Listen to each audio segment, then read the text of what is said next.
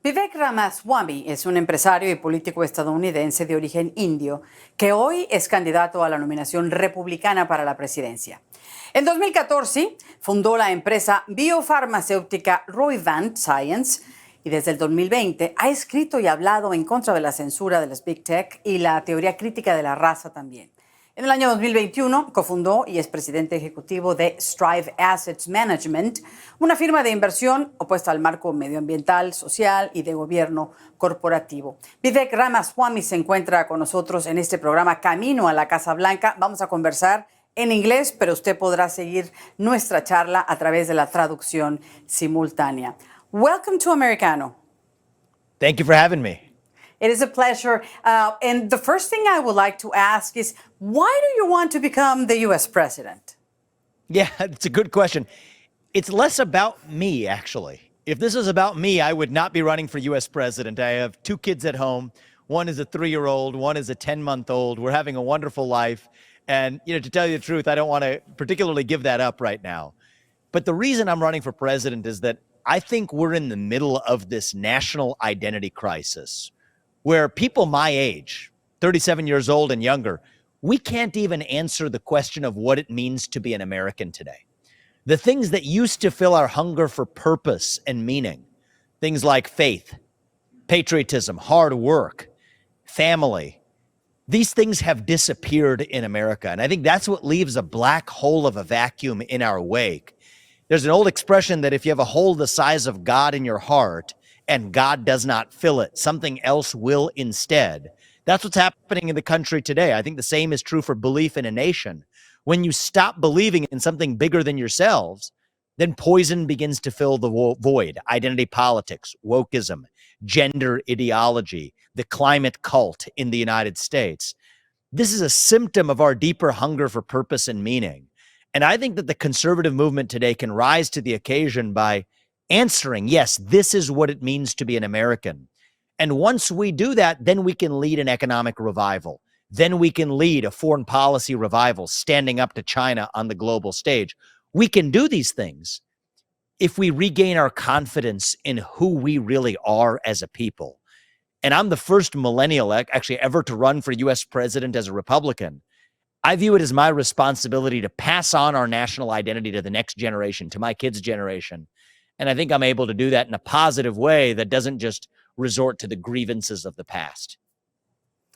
The first millennial, what would you do different? Different than Donald Trump, maybe Nikki Haley, potentially Mike Pence, and Ron DeSantis? What would you do differently? Well, a big part of what I would do differently is tie what we're doing to the principles, the why. Not just what are we doing going through the motions, but why are we doing them?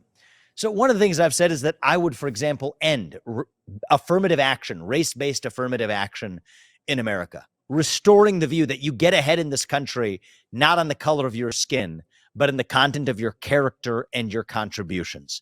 I would restore ideals like the notion that the people who we elect to run the government ought to be the ones who actually run the government. So President Trump, he talked a lot about draining the swamp, but there's departments like the U.S. Department of Education, which does more harm to local education than actually helping. There's $90 billion a year spent in the federal government and that bureaucracy in Washington, D.C., that could instead be given to families across this country to give them the ability to attend better private schools than the public schools that they're actually stuck in. So I've said I would shut down the U.S. Department of Education rather than just spending that money and then give it to families across the country. Protect children in our schools, put 3 armed security guards in every school across this country to make sure that we never have another school shooting again. Not just complain about gender ideology, but to protect our children by saying that I would ban genital mutilation or chemical castration in kids under the age of 18 because kids aren't the same as adults. Speaking as a parent, I see the threat that social media poses to the next generation. I would say that if you're not old enough to smoke a cigarette by the age of 18, you're also not old enough to use TikTok or an addictive social media product by the age of 14 or 15 either. So these are the kinds of solutions that I'm thinking of about reaching the next generation, but protecting the next generation of Americans from the effects of social media to the gender ideology cult to government bureaucracy itself. And that's how we revive a national identity that we actually pass on to the next generation of Americans. And none of the other candidates in this field are talking about that. I think they're very focused on what are they running from? My question is, what are we running to? I do think that this is a country, America is still the greatest nation on earth, is still the country that gives hope to the free world as we know it. I don't think we have to be a nation in decline. I think we're still a nation in our ascent, that our best days actually are still ahead of us if we can actually wake up and view it that way. And so part of my responsibility in this race, and part of what I hope to do as president, is to end just the culture of grievance and victimhood, bring actual solutions to the table, and then lead us to what Ronald Reagan described as being that shining city on a hill. I think that's what we can be, but it's going to take some grounded optimism to get us there. So I can assume that you will shut down some social media platforms like TikTok, which has been lately very controversial. Especially in young Americans. So I draw a distinction between kids and adults. If you're an adult, you're free to make the wrong choice. I don't use TikTok. I don't believe in getting addicted to addictive substances either. But part of living in a free country means that if you're a fully formed adult, freedom means that you are free to make the wrong decision. That's what it means to be free, but we hopefully cultivate a virtuous society where people make the right choices as adults. However, kids are not the same as adults. So yes, I would ban addictive social media products in anyone under the age of 16. You don't have the brain development that's even been completed by the age of 16 to be ready to use an addictive social media product like TikTok. It's actually more dangerous than even smoking a cigarette at the age of 18 or having a sip of alcohol at the age of 20, which you're not allowed to do today either. So I would act on that principle and do it without fear. So you just mentioned that you will shut down the Department of Education. Would you replace it with any other kind of agency? And if so, what will be the main goal of that agency? Right. So I would not replace it at the federal level because I think a lot of that bureaucracy at the federal level is wasting money altogether. What I would do is I would give that money to families across the country to be able to allow them to choose where they actually send their kids to school. Tell you a little bit about my experience. I went to a racially diverse, not particularly economically well-off public school from 1st through 8th grade. Many of those kids were black. It might have been majority minority or majority black or close to it. There's not a single one of those black kids that couldn't have achieved everything I have in my life. And I've built multi-billion-dollar companies. I'm now 37 years old, self-funding my campaign for president. Every one of those kids could have achieved what I have if they had the same emphasis on a nuclear family, 2 parents in the house with a focus on education. But also, I tell you what I did have is my parents, because they worked hard, they didn't have a lot of money. But when they wanted to send me to a good high school, they were able to send me to a Catholic high school, St. X High School, and pay the tuition. We didn't come from a family of money, but they worked hard and helped us get that good high school education. That made a difference for me. That's part of what helped put me on the path that I've since enjoyed the American dream living ever since. Well, I think every family deserves that. So why spend $90 billion on a toxic, useless government agency in Washington, D.C., when instead you could have $1.6+ billion per state helping families in need, families under economically developed regions of the country to be able to choose where they get to send their kids to school too. So I support helping families, directly giving the wasteful money that's spending in Washington, D.C., use that to empower families.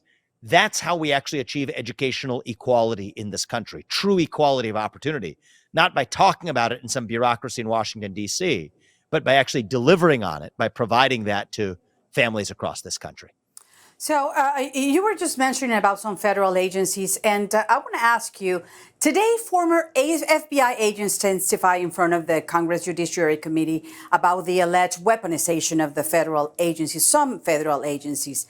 Did you follow the hearing? And if so, what do you think about the possibility of some agencies potentially acting against individuals with a different narrative to the government? I think it's dangerous. I think it is downright dangerous when the police state becomes weaponized against its political opponents. So one of the things I've said, and some people think this is controversial, I think I'm just speaking truth here.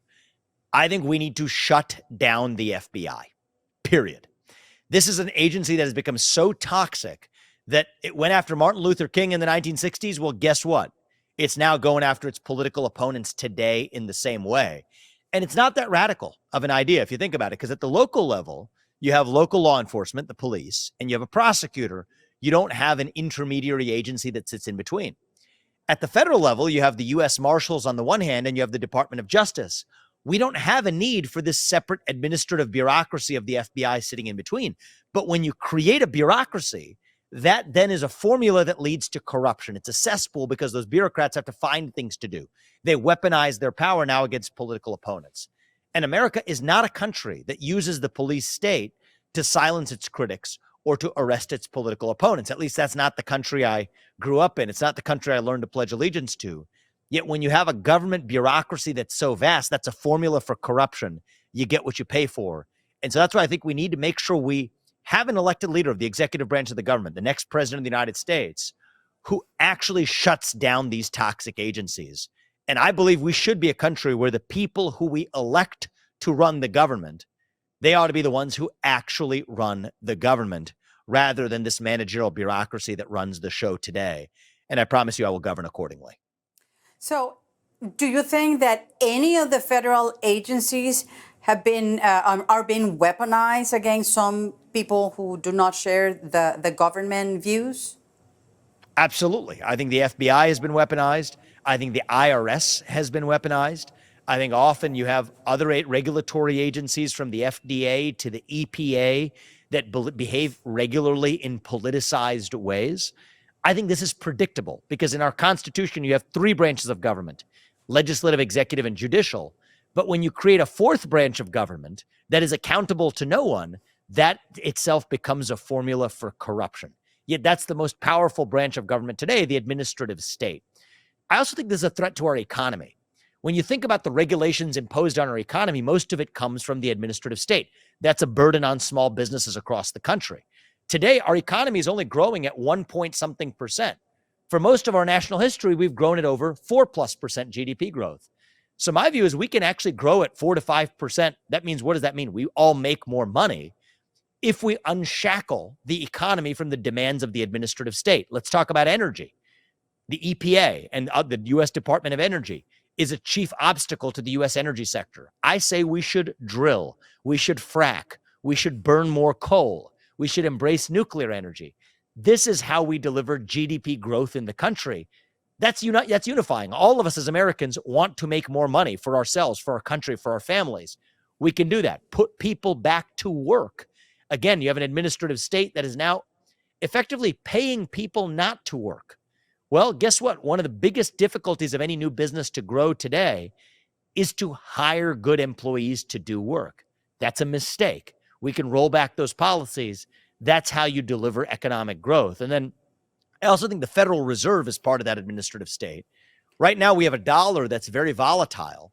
Well, when a dollar is volatile, the economy doesn't perform well. It's like if the number of minutes in an hour were to vary, you and I wouldn't be having this conversation at the same time. We'd be showing up at different times. Well, when the dollar is volatile, it doesn't track the most efficient projects in an economy. So anyway, one of my core policy agendas is to unleash economic growth in America. I think we could do it. I think we can do it if we believe in ourselves. I think we can do it if we rein in the regulatory force of the administrative state, if we cut taxes for all Americans. Yes, that unleashes economic growth for the country. And the funny thing is, no other candidates today are talking about economic growth. They're talking about raising taxes. Even Republicans will talk about spending cuts to Social Security or Medicare. I say there's a better third way: GDP growth, economic growth itself in the country. And I think we can deliver it by reining in the administrative state. The Durham report has been very controversial ever since it was announced, since it was published early this week. What is your opinion about the result of Mr. John Durham investigation? I think this is a scathing indictment of the FBI itself. This was far more thorough than the Mueller report. And what did we learn? Now you have an agency that took opposition research from a political candidate and used that to steer an election outcome and even the outcome after the election of preventing Trump from being able to effectively govern by really unleashing what were fraudulent investigations that even many in that agency knew were based on fraudulent premises.